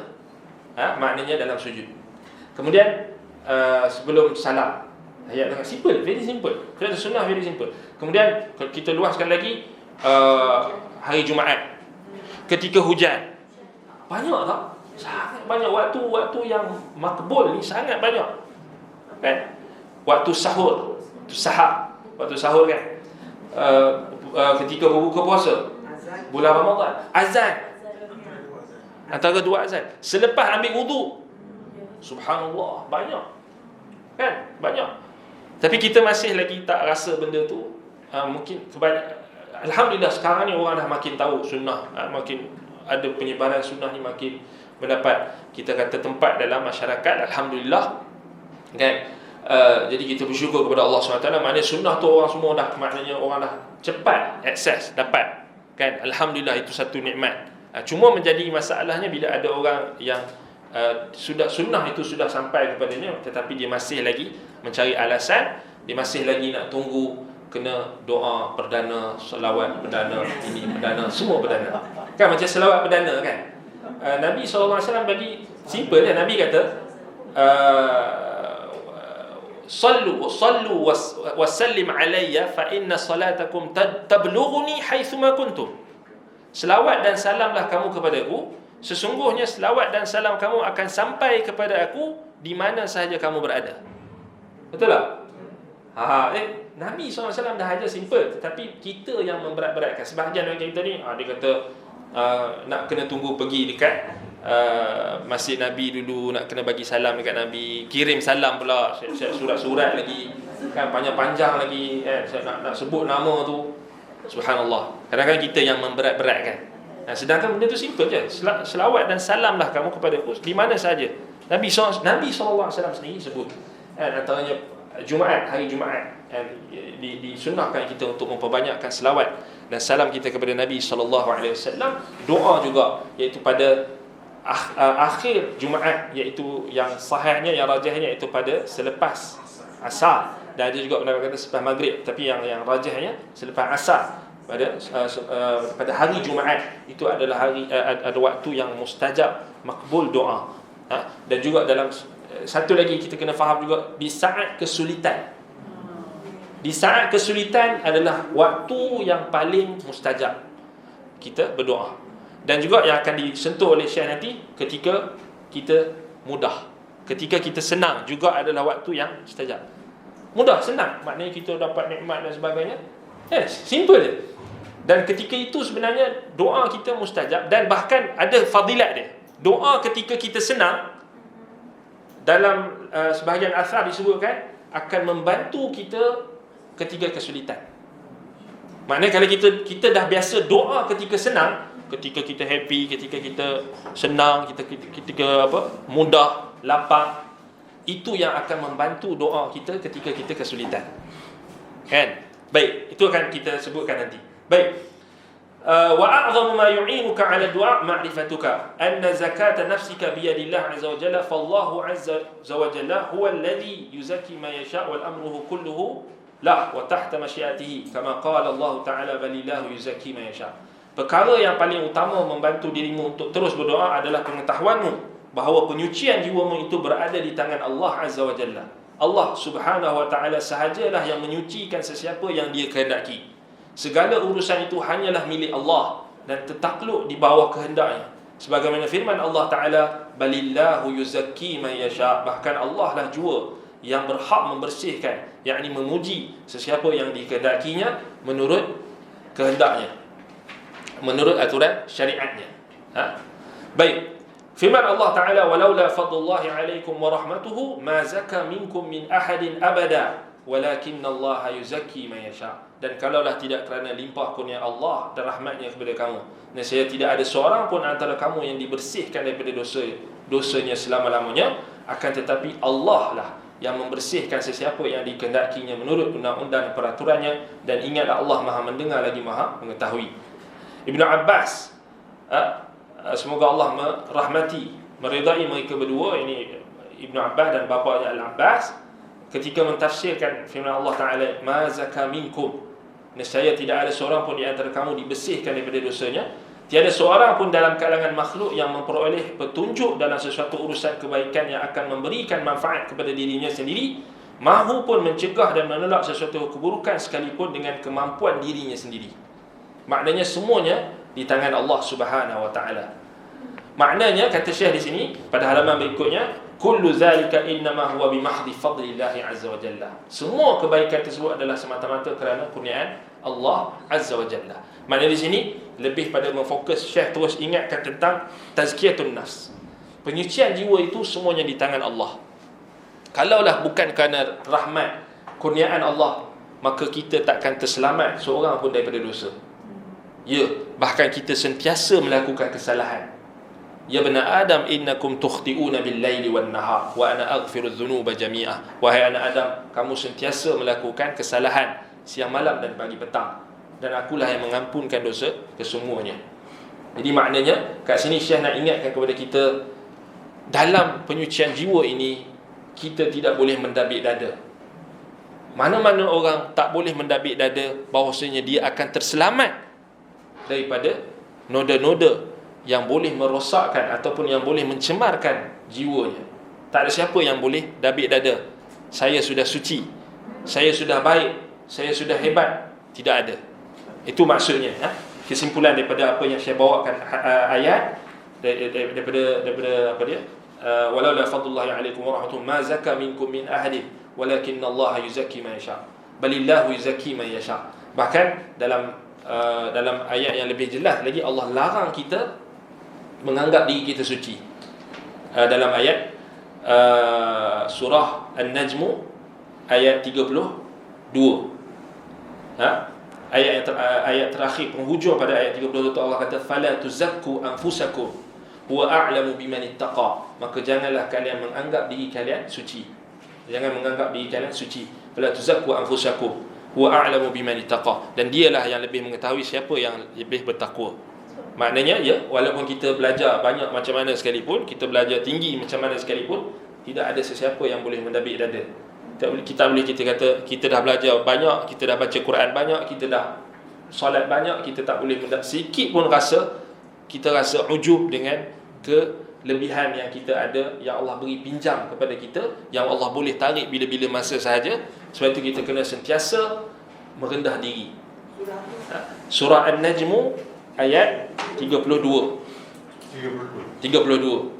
Dimulai dari alladzina yajtanibuna kaba'iral itsmi wal fawahisha illa al-lamam. So, ayat tu kan cerita pasal orang yang menjauhkan diri daripada dosa-dosa besar dan juga perkara yang keji, kecuali al-lamam ni kata ulama dosa-dosa kecil. Kata ulama lagi dosa-dosa yang tak bawa kepada had, tak bawa kepada dosa-dosa hudud. Al-lamam. Inna rabbaka wasi'ul maghfirah. Ni Allah ingatkan tentang keluasan keampunannya. Subhanallah, maknanya subhanallah, Allah bagi tahu dekat kita orang yang menjauhkan diri daripada dosa besar, kemudian perkara yang keji, kecuali lamam. Illa lamam ni kecuali dosa-dosa kecil. Apa maksud dia? Yes, maksudnya kita sentiasa akan buat dosa. Al-lamam ni kat sini sebahagian salaf tafsirkan, antaranya tak salah Ibn Abbas ataupun Abu Sa'id Al-Khudri ataupun sahabat Nabi, tak ingat nama dia, yang sebutkan tentang al-lamam ni. Maknanya ada yang ada sahabat Nabi yang tafsirkan maknanya maksiat yang dilakukan oleh mata kita, kemudian telinga kita, kemudian sentuhan kita, dan juga yang berkait dengan anggota badan kita. Al-lamam. Ada sebahagian salaf lagi yang sebutkan tentang zina. Zina dengan mata, zina dengan telinga. Maknanya penglihatan kita pada perkara-perkara yang haram dan sebagainya. Subhanallah. Ini kita tengok hari ni, kalau kita tengok maknanya di handphone, media sosial, walaupun kita tak mau tengok, datang iklan. Contoh kan, iklan yang buka aurat dan sebagainya. Itulah maksudnya lamam. Lamam. Ada cara buang benda kan? Ada cara-cara yang untuk buang benda betul. Kita kena usahakan. Maknanya kalau kita tengok sekarang kan, maknanya scroll di media sosial pun kan, maknanya kita kena Dia sekarang ni kalau media sosial ni, dia punya kaedah dia bergerak base algoritma kita. Apa yang kita cari.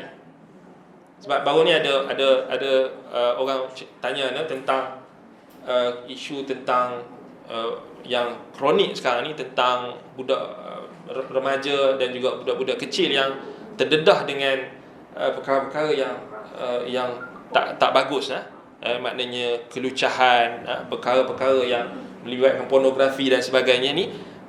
Kemudian ada satu kajian daripada seorang pengkaji ni, dia buat kajian tentang ataupun observation lah secara umum tentang apa yang dia lihat parenting yang salah daripada ibu bapa antara punca ni. Maknanya ibu bapa yang tidak menjaga dari sudut peranti anak mereka yang mereka gunakan, ataupun mereka apa yang mereka lihat di telefon mereka yang mereka bagi anak-anak mereka tengok tanpa kawalan. Dan itu juga antara penyebab punca. Sebab kat sekarang ni agak membimbangkan memang kronik kalau kita tengok kan. Maknanya sampai ada yang buat statement dikatakan macam perkara-perkara yang pelik-pelik ni, fahishah, perkara keji, perkara lucah dan sebagainya ini, seawal usia 10 tahun ada yang dah berani, maknanya cuba untuk ikut perkara-perkara yang mereka buat itu, kemudian mempengaruhi kawan di sekolah. Mungkin kawan dia, mungkin anak orang tu dia jaga baik, tapi bila pergi hantar sekolah jadi terpengaruh dengan kawan. Begitu juga bila bercampur dengan saudara-saudara mara, sepupu dan sebagainya, itu juga antara faktor. Dan juga sehingga yang anda terbaca, ada juga yang anak-anak itu melihat apa yang bapa dan mak mereka lihat. Mereka maknanya tak ada rasa takwa kepada Allah, tak tahu maksudnya asas apa yang mereka boleh tunjukkan dan apa yang mereka perlu kawal. Kan, contoh macam algoritma ni, maknanya kalau kita guna YouTube contoh kan, kalau kita cari benda yang baik, dia akan keluar yang baik. Dia takkan keluar walaupun sikit apa yang negatif itu, mungkin dia akan keluar pada iklan dan sebagainya, tapi dia takkan kacau. Kan, contoh YouTube, kalau kita selalu cari tentang kuliah, cari tentang Quran, cari tentang perkara-perkara yang positif, dia akan keluar yang itu saja. Dia base pada algoritma kita. Sama juga platform-platform yang lain. Sebab itu parents dia kena cerdik lah. Dia kena cerdik. Memanglah kita kata Allah Ta'ala sebut dalam ayat dalam surah An-Najm tadi al-lamam, tapi kita tak boleh bermudah-mudah. Kita tak boleh bermudah-mudah sehingga kita katakan alah ni normal, benda ni maksiat ni normal, tak boleh. Memang Allah Ta'ala kata illal lamam, tetapi orang yang jauhkan diri daripada lamam itu, walaupun mereka terjebak, tetapi mereka tak berterusan, mereka cepat, maknanya bertaubat kepada Allah, mereka istighfar, mereka tak ulang, dan mereka bukan sengaja. Itu kita kena faham. Macam sekarang lah, macam zaman sekarang kan, kita pergi keluar, kita maknanya hidup dalam masyarakat ni, ada orang yang macam-macam jenis orang. Kita bukan nak tujuan kita untuk kita nak melihat perkara-perkara maksiat tu, tapi memang sudah ada di hadapan kita. Kita kena buat apa? Ikut perintah syariat, ghaddul basar, maknanya menundukkan pandangan. Lebih membimbangkan lagi, ada yang bawa bagi alasan agama pula. Ini yang paling anda dengar sendiri. Ada orang tanya dia kata ada tuan guru ataupun ada ustaz yang kata ilmu dia kata ilmu yang tinggi ni, dia kata bila seorang lelaki tu dia boleh nampak semua, dia kata dia boleh scan. Anda mula tak faham kasyaf. Kita dah faham dia nampak jin apa semua, tapi rupa-rupanya dia kata dia ke arah benda yang kita kata yang tak baik ni, benda yang lucah dan sebagainya. Jadi kat sini sebenarnya anda pernah dengar dah dulu, ada seorang mamat ni, dia bawa satu kitab apa tah anda tak ingat. Dia kata antara kelebihan tok guru dia ni, dia kata tok guru dia ni boleh nampak aurat orang. Lepas kita kata apa benda kan? Kita kata ilmu apa macam tu? Tak, itu kalau kita fikir logik, tak, itu bukan ilmu, itu adalah syaitan, atau kita kata ilmu syaitan, ataupun kita kata dia punya bayangan dia yang jahat, kan, negatif, yang dia pandangan dia tu bila dia dah terlampau maknanya memandang semua dari sudut negatif, maka dia akan nampak negatif. Dah dia bayang benda tu, dia akan nampak benda yang apa yang dia bayangkan. Sebab tu anak counter balik. Anak kata, baik, dia kata, tapi dia kata dia kata dia dah memang macam tu. Dia kata guru dia kata macam tu dan dia pun ikut. Dia kata tak, dia anggap benda tu normal. Dia kata lelaki tengok perempuan memang itu, dia kata pandangan dia. Lepas tu anak counter dia balik. Anak counter dia dengan satu hadis. Anak kata tak betul. Anak kata tak betul macam tu tok guru dia ajar. Anak kata tak betul. Sikit pun satu dalil daripada Quran dengan hadis, tak ada satu pun yang menyokong. Anak bawa satu hadis dia. Anak kata kat dia, Nabi SAW pernah sebut satu hadis. Nabi kata, innal mar'ata aurah, idza kharajat min baitiha istashrafa 'alaiha syaitan. Wanita itu aurat. Nabi kata, innal mar'ata aurah, wanita itu aurat. Idza kharajat min baitiha, bila dia keluar daripada rumahnya, istashrafa 'alaiha syaitan. Zayyanaha syaitan, mana syaitan yang akan memperhias-hiaskan wanita tersebut yang tak menutup aurat dengan sempurna, yang tidak menjaga auratnya, syaitan yang menghiaskan. So daripada hadis tu dalam Sahih Bukhari kalau tak salah, maknanya daripada hadis tersebut kita boleh dapat faham, maknanya bukan apa yang kita tengok pada wanita yang ajnabi yang kita mungkin tertarik. Itu sebenarnya apa yang kalau dia datang dalam apa maknanya mungkin menarik perhatian seseorang itu, dia tak boleh layan lah. Sebab Nabi kata adalah apa? Hiasan syaitan. Betul tak? Maksudnya apa yang dipandang, maknanya yang mencenderungkan dirinya kepada perkara maksiat, itu benda yang maknanya datang daripada syaitan. Confirm daripada syaitan. Bukan malaikat ke, bukan wali ke, bukan apa. Tapi dia cuba nak justifikasikan. Dia kata itulah antara ilmu tok guru dia.